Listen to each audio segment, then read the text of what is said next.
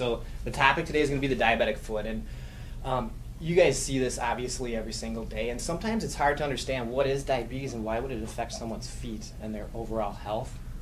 So we'll talk about, talk about initially what diabetes is, and then we'll talk about how it manifests in the foot. When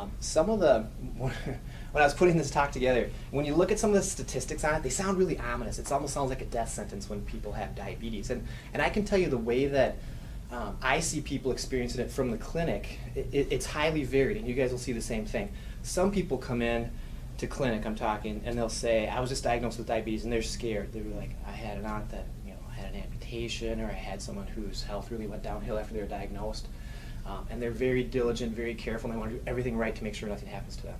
To be perfectly honest, when I'm in clinic, those are the people I don't worry about, because it really does take good self-care and self-awareness to minimize the effects of diabetes. Those people take care of themselves, and they do great. And I usually just reassure them of that in clinic. The other extreme is the patient, or in your case, the customer, who may not even tell you they have diabetes. They kind of don't care, and they don't really feel directly the effects of their disease, so they're not concerned about it. I've even had some patients who have a family history of diabetes, and they've had multiple relatives die at a young age or go through multiple amputations, and it still doesn't really motivate them to get better. Okay, so there's those two extremes. Then there's a lot of people in between. They're aware of their diabetes, they're doing things that they think are right to manage it, but they're not super motivated to maybe keep their blood sugars really well controlled, or be as strict with their diet or as strict with their exercise regimen as they need to be. Okay, so in some ways, when I talk about diabetes with a patient, I'm really assessing what's their own attitude about their condition. And we can't do anything, well, I should say in a store, we can't expect to do anything to change that. But sometimes I feel like a little reassurance helps people, and again, I just feel like if they're taking an interest in their health and know that it's important to have good shoes and feet and be active, that's when I say, all right, we're going to be in a good place with this person. Okay, but if it's the other extreme, to be honest, you probably won't see those people much. I don't see them in clinic much, and they're usually not motivated to even say, hey, I better go to the best place to get a good fit so I don't have any problems with my feet.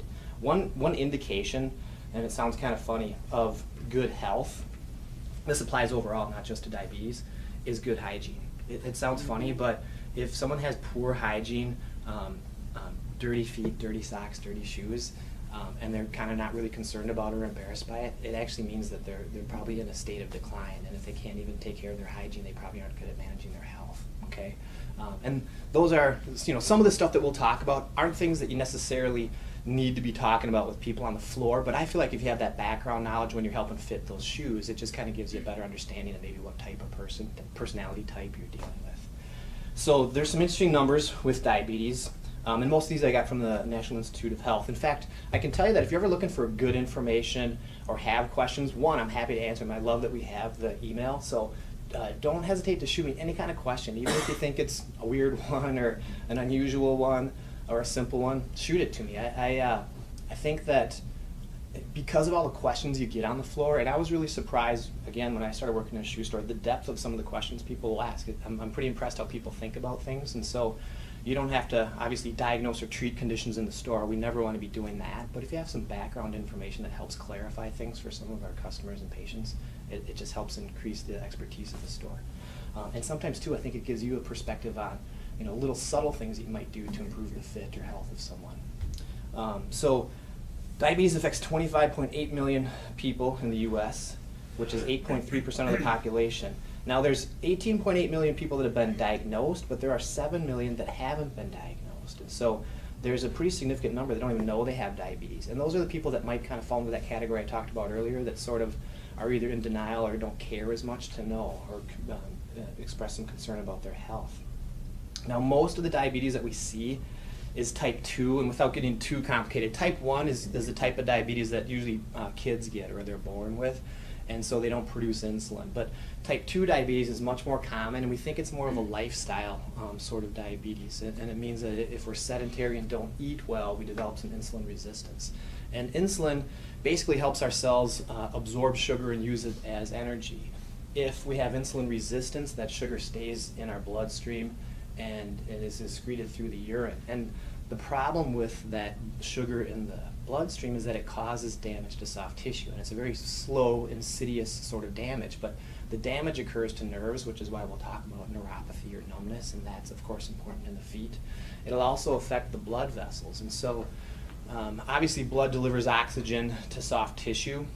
The vessels, as we move from our heart to our extremities, become smaller and smaller, and so some of the disease conditions that can affect the blood flow have to do with what's called the basement membrane. It's a small part of the smaller blood vessels where those the oxygen and the red blood cells can penetrate into the soft tissue and do their job. Well, research suggests that basement membrane thickens, probably because of buildup of metabolic waste products, which is also a part of diabetes. And so the soft tissue perfusion of the extremities is decreased. So if you don't have great blood flow, you can't maintain healthy tissue. So your soft tissue atrophies and you're more prone to things like skin breaking down, skin changes. And if you think about the feet, especially the skin of the feet, our skin needs to be strong and flexible and elastic. When we bear weight, our skin stretches on every single footstep. So if we have less than perfect blood flow, we won't have as dense or strong or elastic of soft tissue. And two, blood actually gets squeezed out of our feet with weight bearing too, and then it returns when we lift our foot off the ground. So you can have this pressure ischemia, which means that weight bearing actually diminishes blood flow to a certain extent too. So if you have less than perfect blood flow, that can be a complicating factor. We'll come back to that a little bit as it applies to the foot and footwear, and we'll especially talk about neuropathy, because that's in a lot of ways kind of the bigger symptom that we'll see for our patient. Other factors that are associated with diabetes are just being older. A lot of older patients, 60 and older, do develop diabetes, so again, we think it may be related to lifestyle. Some theories, at least if you talk to nutritionists, are that it has probably to do with processed foods and a sedentary lifestyle. There was some populations are more prone to it, so African American populations, Native American populations. One of the theories on that is that Europeans and Caucasians started eating processed foods earlier, like we're talking hundreds of years ago, and Africans and Native Americans, it was introduced by the Europeans later, and so the thought is maybe they didn't adapt as quickly, so maybe that's why they're more prone to it. But you certainly see it across the board. There's also a condition that's becoming more commonly diagnosed, and you'll hear this if you haven't heard it already. It's called prediabetes. Now, prediabetes is not diabetes, and sometimes it's really hard for our patients to understand. It means they're not taking medication, they haven't been diagnosed with diabetes. Prediabetes means that they have higher than normal blood sugars, but it hasn't reached the threshold where you'd be diagnosed and placed on a medication.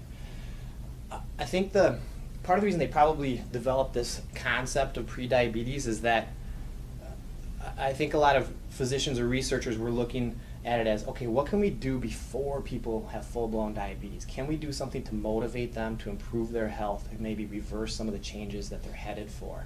And so that's when this prediabetes kind of started becoming more popular in terms of a term in the last few years. So, but it is a little bit confusing. I'll have patients come into clinic and say, I've been diagnosed with diabetes, and then I'll look in their chart and they're not taking any diabetic medication. So that tells me that they really have prediabetes. Other people, because there's these 7 million that are undiagnosed, that's part of the issue too, is to try to identify some of them as quickly as possible. But when it comes to prediabetes, they typically don't have symptoms. They don't have numbness, they don't have skin changes, and they don't have compromise of their blood flow yet. So when they say that they have it, what I look at it as an opportunity to say, all right, good. So that means that, and if they're coming into clinic to see me, I already know they're motivated, right? Or else they just wouldn't bother to come in. But I look at that as an opportunity to say, all right, so your doctor probably talked to you about eating better, about exercising more and improving your health and fitness, right? And they'll say, yeah, and then I'll say the most important thing I can offer you is good advice on footwear and improving your activity.